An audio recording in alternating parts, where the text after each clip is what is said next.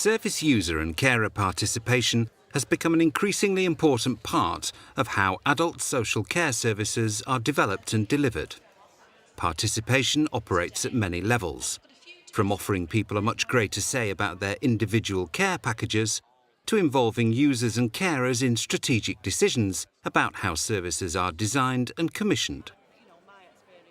In this film, we'll be looking at how Manchester Adult Social Care currently involves its customers, as it calls service users and carers, including people with physical disabilities, learning disabilities, people using Manchester's drug and alcohol services, and members of Manchester Carers Forum. We'll be using the jigsaw model of participation to help us understand how Manchester approaches user engagement. The jigsaw connects 4 aspects of participation: culture, structure, practice and review. The culture of an organisation can define how successful its participation and engagement process can be. Any organisation wishing to develop meaningful participation must first develop a positive attitude towards the process. It's absolutely vital that we have customers involved in developing services. So from a strategic point of view, we cannot operate without customers being involved in participation of the development of services over the coming years. So we attempt to involve as many people as possible in that process. And what do we mean by consultation? Do we just want to tell, by consulting with people, we're just going to tell them what we're going to do and ask them to just say, well, that's okay, and rubber stamp it? Or are we saying that we need to have people involved right from the very word go, identifying what their needs are? We have a wonderful man to work with, a chap called Paul Cassidy, who is keen as mustard on getting us involved in all departments within social services, and I'm sure it frightens some of the senior staff, but, well, what Paul wants, Paul gets. I'm going to hand over to Paul Cassidy now, who's the Assistant Director for Customer Support, to start the group work off. Morning everybody, my name is Paul Cassidy and I'm the large one in the little and large duo. I'm just saying that because what I want you to do this morning is have a little bit of fun as well as be serious, because we're here to try to make it an enjoyable experience for people as well as to get some valuable information back. We want to make sure that what we do really does reflect what people want us to do. We spend about £150 million of public money, and we provide services to about 20,000 people in the city. So it's quite easy to get things wrong when you're talking about those numbers, really. And if we don't listen to our customers and we don't listen to the families of our customers, we're more likely to get things wrong. The benefits of including people in planning and thinking things through is that actually we really get to understand how services feel when people receive them. So we can do lots of designing of services, but without customers involved, we won't really know what it's like to be in receipt of social care in the city. I live in it, I eat it, I breathe it, I sleep it, I work with the people who are involved in it, therefore I know the system inside out and backwards. So the benefits are that people get to tell us honestly what it feels like. And also, I can tell them, look, this isn't working, and we can go back and look at it again. We learn the areas that don't work very well. We've got then a chance to involve people in redesigning those services, and we don't waste money in designing things that don't work for people. The Carers Forum, how that's a particular big group, and what kind of consultation do you engage in as a group? Well, there's regular meetings actually held with the adult social services, because I was at one only a few weeks ago. There are regular interactions, a lot of interaction, of course, with your own particular staff. I mean, I'm fairly new to the Carers Forum, which I would say that in terms of relationship with adult social care, it works very well. For some people it represents a real change in the way they've worked and done and thought and done practice before, where they've made the decisions, they've undertaken the assessments, they've put the services in place, job done. And years ago we were told that we know what's good for you, you don't. Thank God things have changed. Through the individual budget and through the personalisation agenda. That's the way things are going. People in local authorities And its statutory bodies need to really wake up and smell the coffee on that agenda, because very soon they're not going to have budgets to manage. That money will actually be in the hands of the people for whom the services are intended. Structure is fundamental to participation, and any organisation wanting to successfully develop engagement must first establish structures to ensure that any potential barriers can't hinder the process. When you're trying to work with a very mixed group of people to make sure that everyone is included in some form of consultation, you have to take into account all the issues that may affect that involvement. So their past history, their level of disability or awareness, their experience of working with organisations. The group of people that we serve have memory problems and understanding problems, and we often have to go over issues a number of times. We often have to break down ideas into their very most basic concepts. We've tried very unusual ways in this group of finding out what people think. So you had a problem and you told people about the problem? Yeah. So that's a consultation, really. What do people understand by the word consultation? Like if you were Polygon and you said to me, I'm doing something with you together, like talking your mother. One of our main principles is that you really need to know people in order to get the best kind of responses from them, without leading and without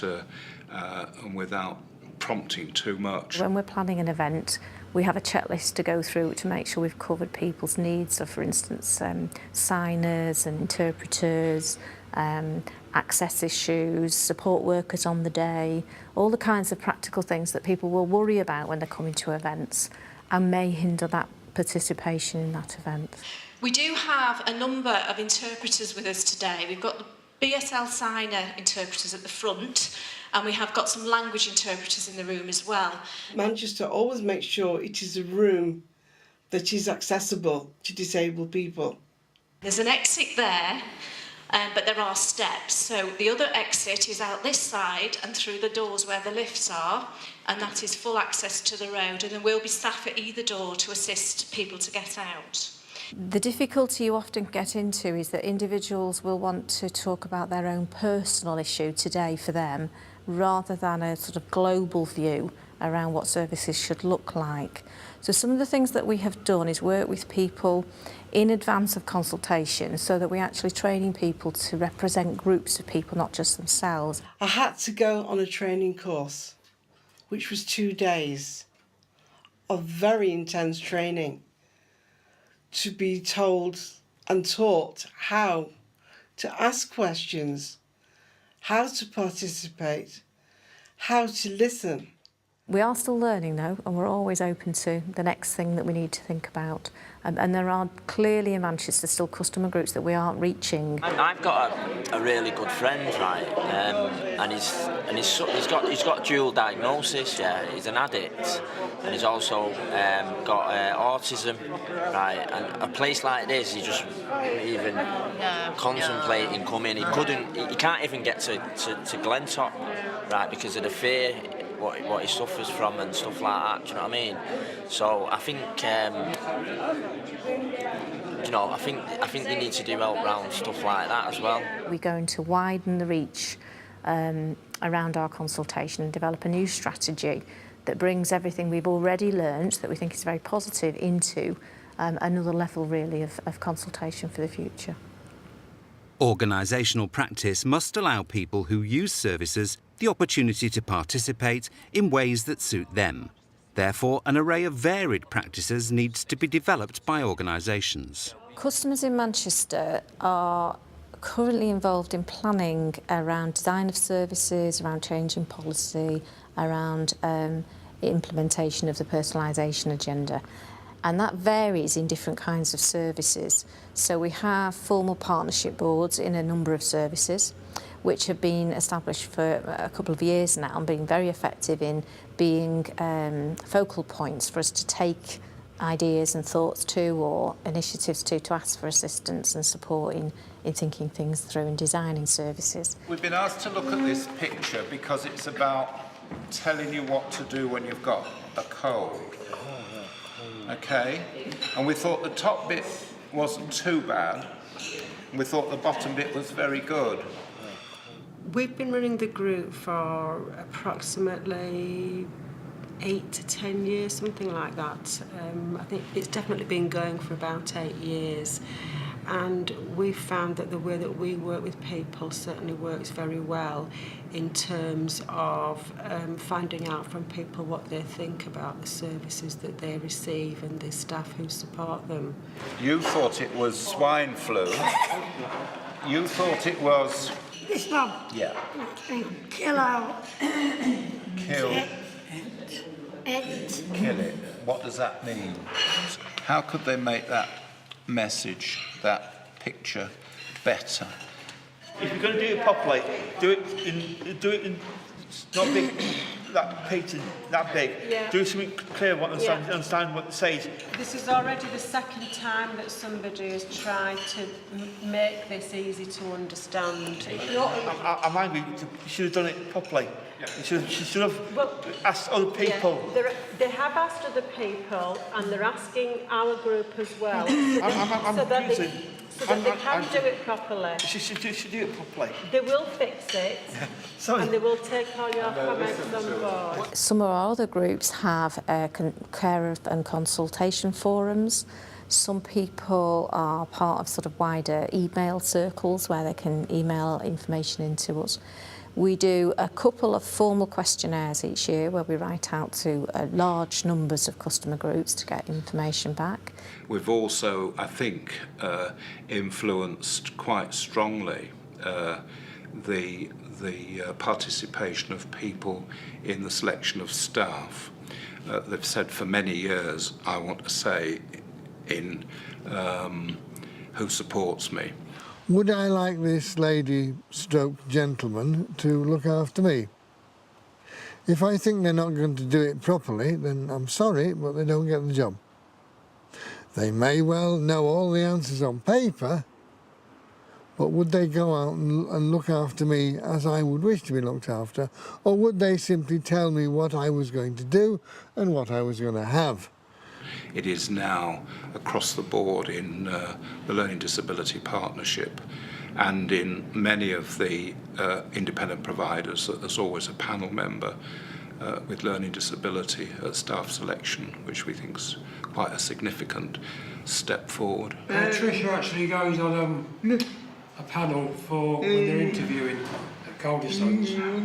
For new staff? Yeah, for new staff. Obviously one of the carers go with her. And she'll say like things on the board. Yeah. Are you going to tell us some of the things you've said in interviews, Trish? Yes. There's questions actually on there, but they're not actually working. Oh, you haven't got the questions today? I'll probably ask something like, would you be prepared to take me out on my activities? Because I go out a lot. I do a lot of activity, as Tricia does anyway. Is that right, Trish? Is that the kind of question you ask? Yes. We pay them expenses, we pay them for a day's work, and they really feel that they've chosen staff and really feel good about their involvement in that. We are looking to modernise even further the ways that we consult with people. For instance, text alerts to younger people who are very busy out there doing everything they need to do and haven't got time to come into a meeting, but they would text a response back to a question or an issue if we could look at facilitating that kind of response. So I think we're keen to look to branch out into other ways of doing this. The review process allows organisations to reflect upon their participation strategy and evaluate any progress, achievements or improvements that may have been highlighted during the process. In Manchester, we use a number of ways to find out that if participation works, and the key ones are through our customer groups that we run and the partnership boards. I have noticed a lot with City Council is layers of not cost-effective bureaucracy a lot of changes in language for care managers, do you know what I mean? Used to be social workers. I don't mean that derogatory to care managers, don't seem as skilled as they used to be. Do you know what I mean? They seem to be following more political agendas. You know, housing always comes up for everything in the community, and it seems like this housing have a big mafia, yet nothing ever changes and stuff like that. I just hope that some of the changes are taken on board what people are saying, because, you know, I've heard it said 10, 15 years ago. I mean, it was brought up in Human Moss Side, pulled it down twice, consultated us numerous times, and there's still a housing problem. Some places may not be doing it as well as Manchester. Some places may be doing it better than, but it's the attitude of mind. I think Manchester have really done a lot about engaging with people, and there is a will there is a desire.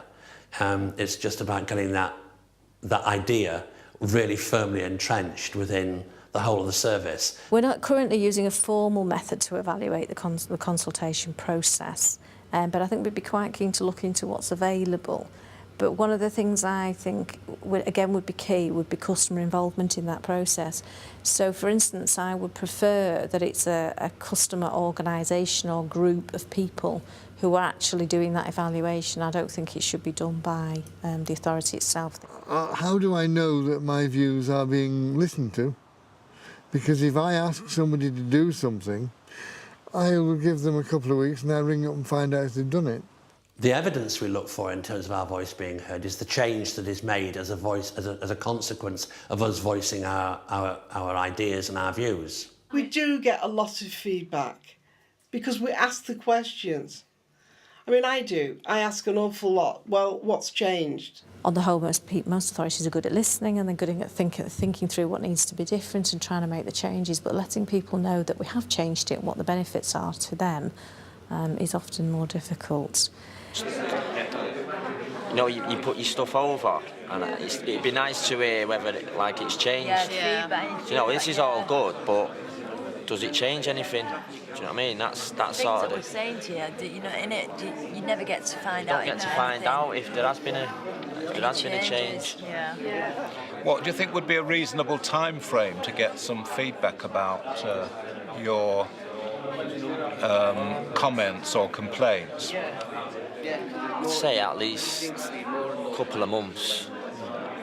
Yeah, you know, it's not going to change overnight. I'd say 2 or 3 months really before anything's been changed. 'Cause these things don't get rushed, do they? I've seen a lot of feedback that they think we need to hear, but I've not actually seen anything really hit the ground and make a difference yet. Have we made a difference? Where have we made that difference?